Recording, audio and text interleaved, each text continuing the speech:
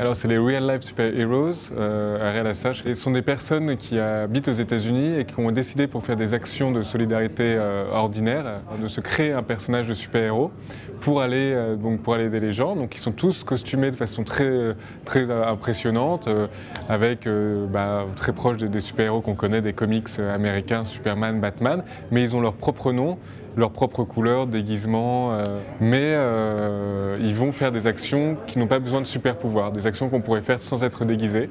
Et le but de ce déguisement, c'est d'attirer l'attention des gens pour attirer leur attention vers les personnes qu'ils aident, donc les sans-abri, les personnes qui sont victimes d'incivilité, ou alors simplement aider une vieille dame à traverser la rue. Les premiers Real Life Superheroes, ceux qui étaient à la base du mouvement avaient quand même quelque chose de très personnel qui les a poussés à devenir RLSH. Derrière leurs personnages, donc ils sont trouvés derrière leur nom et leur costume, il y a évidemment une influence de la ville, de l'univers dans lequel ils vivent, et ça va influencer leurs actions. C'est-à-dire que s'ils sont dans des quartiers un petit peu chauds, ils ont plus un costume où ils sont très masqués, avec une couleur très vive. Ils ne vont pas provoquer les gens, mais en tout cas, s'il se passe quelque chose de difficile, quelqu'un est attaqué, ils vont aller les aider.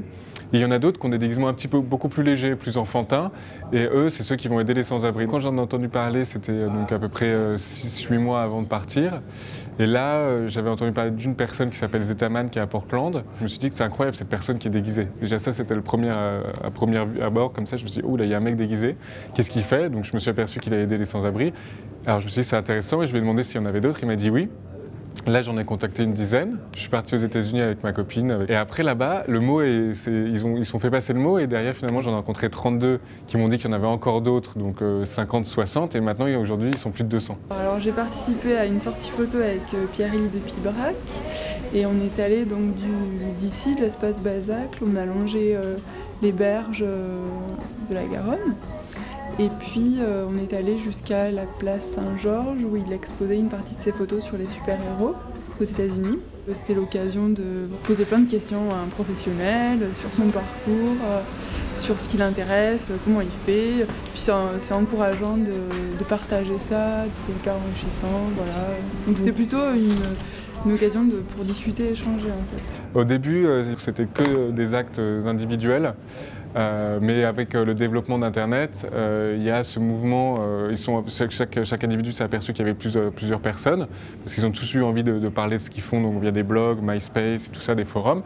Et là, c'est créé donc, le mot Real Life Super Heroes. Il y a une communauté qui a été montée, il y a maintenant une charte éthique, un syndicat, il y a énormément d'entraide, et il y a de plus en plus de personnes qui, en entendant parler, veulent aussi devenir Real Life Super Heroes. Donc il y a tout maintenant, il y a vraiment une communauté qui se crée et une entraide, et avec de nouveaux arrivants qui veulent devenir RLSH à leur tour. Et surtout que je me suis vraiment aperçu que c'était des personnes totalement normales, qui avec des jobs ou qui étaient des étudiants normaux, et que de toute façon, ils avaient décidé d'utiliser ce qui était dans leur culture, qui est les comics, donc de se faire remarquer via ça. Et c'est totalement accepté aux États-Unis. Je ne sais pas si ça marcherait en France, tu vois. Nous, on n'a pas cette culture comics, tu vois. Derrière, il y a vraiment, derrière le comics, c'est très profond, ça fait partie de l'éducation des Américains, en été, les comics.